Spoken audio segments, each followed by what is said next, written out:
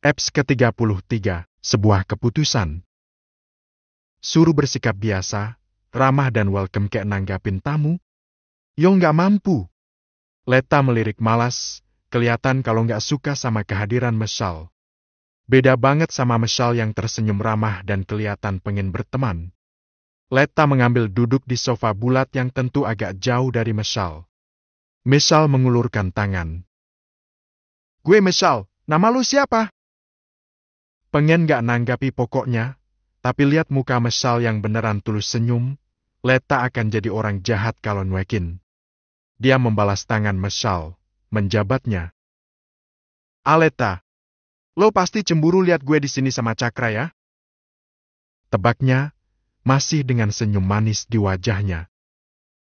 Santai, gue gak bakalan rebut Cakra dari Elo. Cuma emang sebelum ada Elo, kita sering barengan. Ya, gue udah tahu. Letta menyahut cepat sebelum Michelle menceritakan hal yang gak mau dia dengar. Maaf, gue hadir di antara kalian.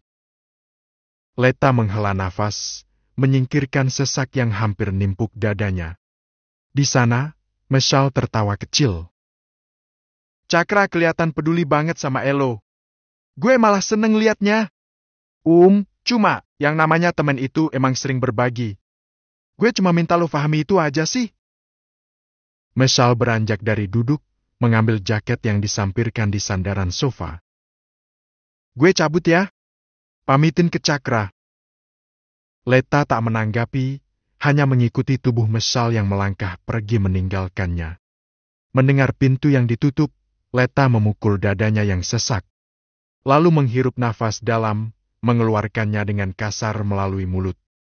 Sakit hati, emosi dan menahan untuk nggak teriak, untuk nggak memaki. Ternyata cukup menyiksanya.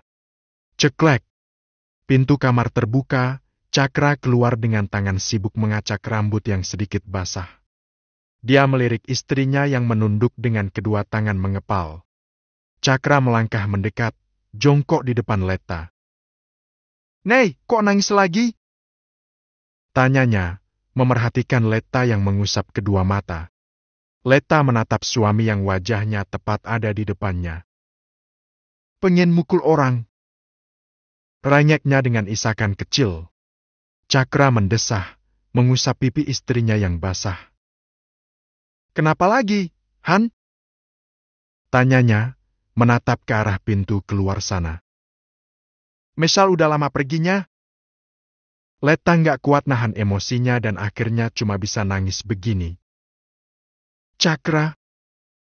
Dia mengalungkan kedua tangan ke leher Cakra, lalu menumpahkan tangisnya sampai tergugu di bahu yang sah untuknya. Hati gue sakit banget. Cakra mendesah, mengusap-usap punggung Letta lembut. Katanya jodoh itu cerminan kita, tapi kenapa Tuhan ngasih Elo yang bobrok buat gue? Mendengar kalimat panjang dengan suara serak karena isakan, Cakra nggak jadi ngusap punggung Letta lagi. Gue tuh sebelum sama Elo, masih virgin. Gue selalu jaga diri baik-baik, tapi kenapa jodoh gue malah barang bekas? Lo tuh bajingan. Lo brengsek. Lo mesum. Lo ngeselin. Lo jahat. Tuhan, gue nggak mau dijodohin sama Cakra. Gue minta ganti jodoh. Bisa nggak? Ngerasa kehina? Jelas saja Cakra merasakan itu, udah mau marah sih. Tapi apa yang dibilang Letta ini benar dan emang nyata. Dia tahu, orang yang nahan emosi itu nggak enak banget. Maka dari itu Cakra membiarkan saja Letta meluapkan semua keluh kesahnya, semua makiannya tanpa memasukkannya ke hati. Udah? Tanyanya setelah Letta menarik diri. Letta cemberut, kedua tangan sibuk ngusap ingus dan air mata yang membuat wajahnya jadi buruk. Pelan kepalanya mengangguk dengan sentaan nafas kelegaan. Abis maki-maki Elo, rasanya plong. Ngakunya, jujur. Cakra melirik kaosnya di bagian bahu yang basah, kena ingus Letta. Bisa-bisanya minta ganti jodoh. Menjita kening Letta, lalu berdiri masuk ke kamar untuk ganti kaos. Letta mendengus dengan bibir melengkung, beneran kesel pokoknya. Katanya mau bikin mie kuah, nggak jadi? Tanya Cakra, sudah berganti kaos yang baru. Letta melirik sebal. Salah siapa? Pulang bawa cewek lain. Masak sendiri aja sana. Gue udah nggak minat masak. Cakra jadi mengerutkan kening melihat Letta yang berpindah duduk ke sofa panjang, mengambil remotif dan menidurkan kepala sambil menikmati layar lebar di depan sana. Cakra kembali masuk ke kamar, mengambil ponselnya, mengusap-usap layar untuk memesan makanan secara delivery. Dia menjatuhkan tubuh ke kasur, menatap nomornya Bang Velak yang panggilannya tak terjawab beberapa menit yang lalu. Cakra mendesah, tatapannya menerawang jauh. Ya, dia sadar pekerjaan yang menemani hidupnya selama hitungan tahun ini adalah pekerjaan yang sangat membahayakan dan haram. Awalnya dia nggak ngerti apa-apa, tapi Faud adiknya Bang Velak telah menyeretnya ke kubangan ini. Cakra cuma bantuin Faud yang berantem sama salah satu pengedar lain yang kalah laris. Mereka berdua berantem sampai orang itu mati. Bukan Cakra yang membunuh, tapi teman orang itu sendiri yang membunuhnya. Pisau yang diarahkan ke Faud meleset mengenai dada si orang itu ketika Cakra menarik Faud dan menendang pinggang si lelaki. Mulai dari sana, semua seperti mati rasa. Berantem dengan siapapun, luka separah apapun, semua tak terasa bagi Cakra. Bergaul dengan orang-orang dewasa sampai dia lupa dengan sekolahnya dan berakhir tinggal di kelas ke-10. Sampai akhirnya Faud meninggalkannya untuk tak pernah lagi kembali. Faud adalah orang yang mengubah Cakra menjadi kuat dan tak lagi cengeng mengemis kasih sayang pada kedua orang tua. Derti. Lamunan Cakra buyar saat sebuah panggilan telepon masuk di HP yang ada di pangkuan. Cakra membuang nafas panjang dengan tangan yang menyugar rambut. Jarinya menggeser tombol berwarna hijau di layar. Halo? Sapanya, lemah. Udah selesai liburannya? Ledek Bang Velak di seberang sana. Cakra mengulum bibir. Kena tulang keknya, makanya butuh pemulihan lama. Alasannya, menatap luka di kaki kiri yang sudah mengering. Sejak kapan balik lemah lagi? Ledekan lagi yang Cakra dengar. Gak menanggapi, Cakra hanya mendengus saja. Ada Yuka, Bang. Saka juga seringan. Entar jam 1, gue tungguin. Cakra menarik nafas dalam. Bang, 5 paket, tambah 1 lagi. Gue kasih khusus buat lo 300 juta. Lo sendiri tahu, Bang. Gue ngelakuin ini bukan karena duit. Cakra menyahut setelah mengumpulkan keberaniannya. Di seberang sana, Bang Velak terdiam untuk sebentar. Jangan bilang lo out. Cakra! Mie kuahnya udah jadi. Cepat makan, keburu jadi cacing. Teriakan dari luar kamar sana membuat Cakra menatap ke arah pintu yang terbuka. Sekelebatan Letta yang menaruh semangkuk mie kuah yang uapnya terlihat dari tempatnya, membuat hati Cakra menghangat. Ada tekad yang tadinya masih samar, menjadi bulat sepenuhnya. Maaf, Bang. Gue out.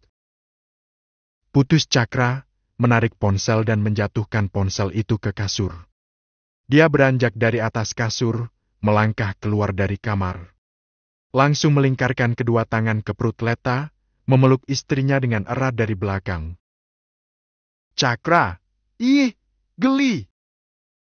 Letta begidik saat Cakra mengecupi sisi leher. Udah gue buatin, pakai telur. Sama es teh manis. Menunjukkan semangkuk mie kuah yang pakai telur dan segelas es teh yang tersaji di samping mangkuk. Cakra menarik lengan Letta, membuat istrinya jadi balik badan menghadapnya. Dia membingkai wajah Letta, mengecup bibir manis yang beneran menjadi candunya. Janji ya, Nei? Ucapnya setelah ciumannya lepas. Jangan pernah pergi, jangan pernah tinggalin gue. Eps ke-34. Letta melengkuh lirih, menikmati setiap kecupan yang Cakra lakukan. Tangannya mencekal kedua lengan Cakra yang masih mengungkung wajah. Cakra? Serunya lirih, menatap wajah tampan yang sah menjadi miliknya. Keduanya saling tatap untuk beberapa detik, hingga Cakra kembali menunduk, mengecup bibir yang basah itu lagi. Ih! Leta melengkuh saat tangan Cakra mulai nakal. Kecupan demi kecupan terdengar hampir memenuhi ruangan. Bersahutan dengan suara tif yang volumenya tak terlalu keras. Leta mencekal lengan Cakra lalu mendorong suami yang sudah meremas salah satu dada. Cakra, mie-nya nggak enak kalau dingin. Leta melirik ke arah meja. Cakra ikut melirik ke arah mangkuk. Kangen gorong-gorong, Nei! Ngomongnya, lalu mengecup bibir Leta sekilas. Gue udah bikinin makan, dimakan dulu. Suruh Leta, balik badan membelakangi Cakra. Dia menarik kursi dan menyuruh suaminya untuk duduk. Cuma sederhana kan, perlakuan Leta? Tapi ini adalah untuk pertama kalinya dia diperlakukan manis. Hati Cakra beneran kerasa hangat banget. Dia mengusap lembut wajah Leta, lalu duduk untuk menikmati makan. Leta melangkah pergi, kembali ke dapur untuk mencoba memasak nasi. Namun, Leta hanya bisa mendesah karena di apartemen ini nggak ada alat masak kecuali panci. Dia keluar, tersenyum saat melihat Cakra yang makan dengan lahap. Cakra? Panggilnya. Dia mengambil duduk di kursi depan Cakra. Gak ada tanggapan, tapi Cakra mengangkat wajah. Menatap dengan tatapan menunggu kata yang akan Leta ucapkan. Pengen masak nasi. Gue tadi beli beras. Kening Cakra berlipat. Terus? Di sini nggak ada panci buat masak nasi, nggak ada magicom, adanya panci yang buat bikin mie sama buat rebus air. Cakra melirik Leta setelah menyuapkan mie yang terakhir. Dia mengangguk saja, menganggap kalau Leta lagi curhat. Beli yuk. Ajak Leta setelah beberapa menit hanya diam. Cakra mengangguk, lalu meneguk es teh yang dinginnya hampir hilang. Telepon Pak Wawan aja, suruh anterin yang di rumah. Leta mengangguk saja, beranjak dari duduk dan melangkah masuk ke kamar untuk mengambil HP-nya. Baru menyalakan ponsel, tapi ada beberapa notifikasi chat yang masuk. Leta menarik kursi, lalu duduk di sana dengan tangan yang mulai mengusap-usap layar. Lat, asli. Gue nggak bisa move on dari lo. Semenjak nggak ada Elo, sekolahan kerasa nggak kasih. Malam minggu jalan ya? Ada yang terasa seperti dicubit setelah membaca chat dari nomor baru yang dia yakin jika ini adalah nomornya Faith. Dia melirik ke arah pintu, terlihat dari arahnya Cakra yang menjatuhkan tubuh ke sofa depan Tif sana. Lihat besok, Kasan 083.877XX. Jari Leta berpindah, menekan cat lain yang belum dibaca. Let. Cat singkatian masuk dari nomor Raiden. Kening Leta berlipat melihat tulisan di atas profil milik Raiden yang menginformasikan jika si pemilik nomor sedang mengetik. Makasih untuk traktirannya, satu cat masuk. Jari Leta menekan beberapa huruf. Iya, Ray. Melihat cat yang baru dia kirim langsung centang 2 biru, Leta keluar dari aplikasi itu. Mencari nomor Pak Wawan dan melakukan panggilan telepon. Menunggu sedikit lama, sampai panggilannya berakhir dan gak dapat jawaban. Leta menarik ponsel dari telinga, kembali melakukan panggilan dengan menatap ke arah pintu, di mana Cakra melangkah masuk dan langsung menuju ke kamar mandi. Halo, Pak. Sapa Leta saat panggilannya mendapatkan respon. Maaf, Non, tadi saya tinggal ke kamar mandi. Suara Pak Wawan di seberang sana. Iya, nggak apa-apa, Pak. Ada apa ya, Non? Bisa antar peralatan masak ke sini nggak, Pak? Pinta Leta. Peralatan masak?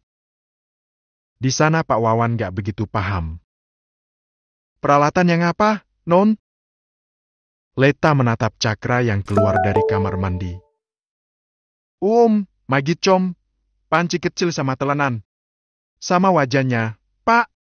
Sekarang, Non? Leta diam sebentar, mencoba berpikir. Ini belum terlalu malam, dirasa sih nggak masalah ngerepotin Pak Wawan. Iya, bisa kan, Pak? Iya, bisa, Non. Saya siapkan barang-barangnya dulu. Saya tunggu, Pak. Leta mematikan panggilan setelah mendapatkan jawaban terakhir dari Pak Wawan. Menarik ponsel dan menatap panggilan yang sudah berakhir. Jarinya mengklik chat dari Raiden yang belum terbuka.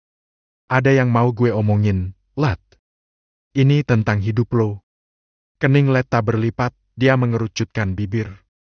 Gue udah paham Cakra ke apa, Ray. Lo nggak perlu jelasin kejelekannya karena gue udah paham. Leta membatin. Mau ngomongin apa? Soal Cakra? Sandraiden. Anak-anak Sri Kanding gak ada yang gak kenal sama sosok Cakra. Malah ada yang langsung nutup telinga saking gak nauru dengar nama itu. Mereka akan takut jika sudah menyangkut nama Cakra.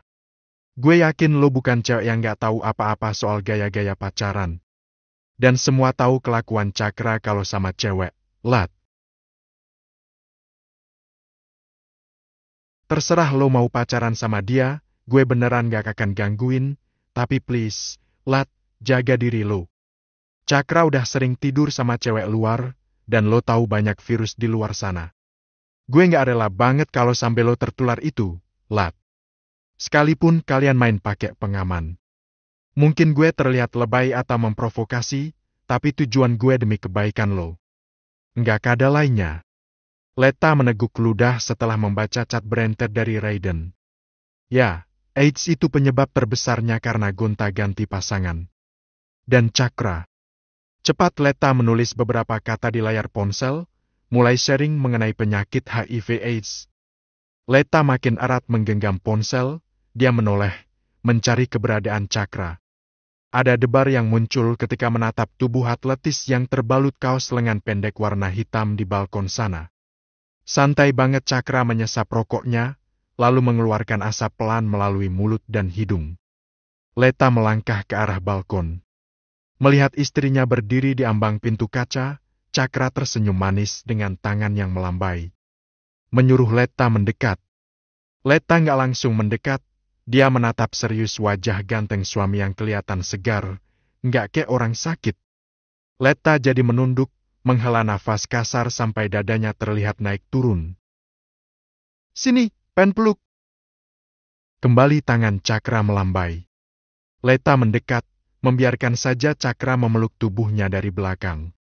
Memejamkan mata saat Cakra mencium sisi lehernya, lalu mengecup pipinya dari samping. Cakra, gue pengen nanya. Leta sedikit menoleh, membuat hidung mancung Cakra menabrak pipinya. Lo udah tidur berapa kali sama Michelle? Tanya Leta dengan penasarannya. Sebelum gue jawab, gue mau nanya sama lo. Kenapa lo terus nanyain hal yang bakalan bikin lo sakit hati? Mendengar pertanyaan Cakra, Leta jadi mendesah. Menggenggam tangan Cakra yang ada di perutnya. Gak tahu apa alasannya, tapi gue pengen banget tahu. Biar apa? Leta nggak bisa jawab, tapi... Bukannya semua orang itu punya masa lalu? Lo pasti juga punya masa lalu. Cuma masa lalu lo pasti lebih baik dari masa lalu gue. Apa masalahnya dengan masa lalu orang? Mau lo gali kayak gimana pun, itu udah berlalu dan gak mungkin bisa dihapus atau diulangi lagi. Berhenti nyakiti hati lo sendiri. Leta berbalik, menghadap ke Cakra. Cakra? Panggilnya yang hanya ditanggapi dengan satu alis terangkat. Penyakit HIV/AIDS itu penyebabnya karena gonta-ganti pasangan, kan? Cakra yang sekarang mendengus, dia paham pertanyaan Leta. Lo bilang kalau lo udah kenal seks bebas sejak kecil. Gue sehat, gue nggak ada penyakit kayak gitu. Cepat Cakra menyahut kalimat Leta. Kedua alis Leta meliuk. Kenapa lo bisa seyakin itu? Gimana kalau lawan Elo yang sakit? Itu bisa nular lo, Cakra. Nei. Besok kita periksa. Gue nggak mau kena penyakit itu. Kedua bahu Cakra melemah mendengar keputusan Leta yang kelihatan nggak mau ditentang. Malam ini kita tidur. Letta menyahut cepat. Nei, main. Gue nggak mau kalau dokter belum bilang aman. Nei! Letta menepis tangan Cakra, dia melangkah masuk ke dalam kamar yang tentu saja diikuti Cakra. Lo tidur di depan TV aja sana. Gue. Kelon doang nggak bakalan. Lo bisa pahami ketakutan gue, kan? Tanya Letta, menatap galak. Kedua bahu Cakra makin melemah dengan wajah memelas. Ya, gue tidur di depan TV.